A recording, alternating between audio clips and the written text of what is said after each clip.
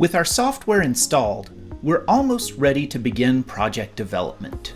Rather than diving right in, let's look at all the different steps in creating a project from scratch. Most of our tools are found in a folder on the desktop. Our development is going to center around Studio.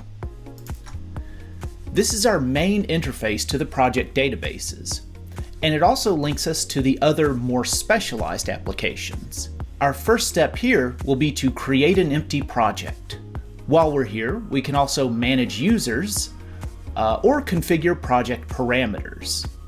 I have a few add-on tools to assist in this, like the Computer Setup Wizard, Computer Setup Editor, and the Application Config utility. Studio also has the ability to backup and restore projects, so I can move from a development machine to my final server when ready.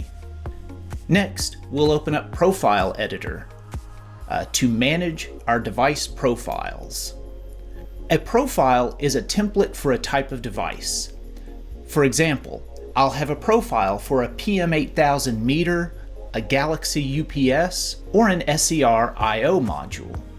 Once I create these profiles, I'll export them to my project, where the I/O device manager can read them.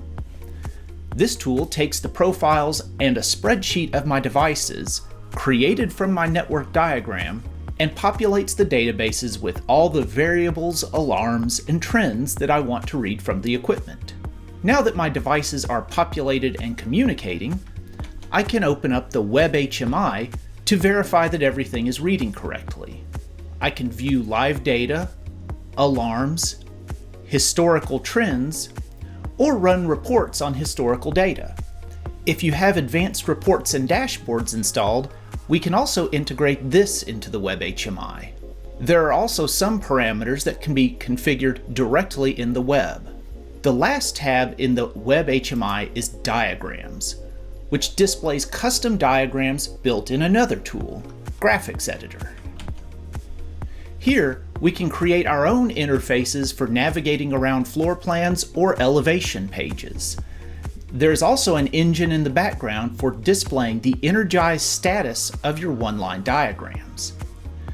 Most of the time spent developing a project is in Graphics Editor.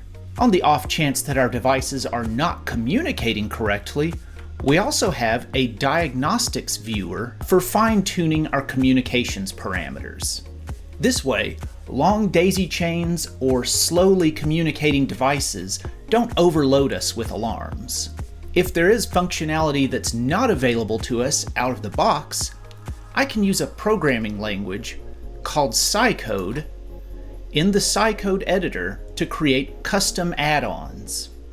For example, I can calculate site total values, combine groups of alarms into summary alarms, or read data in from an external database.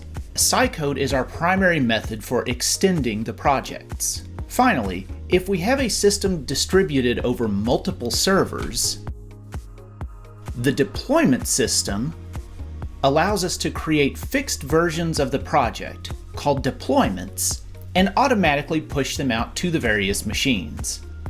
This way, we can keep all servers in a cluster in sync. These are just some of the tools that make up our development environment. We'll be going through them one at a time to develop a basic project. Our first step is basic project management inside Studio. Until then, thank you.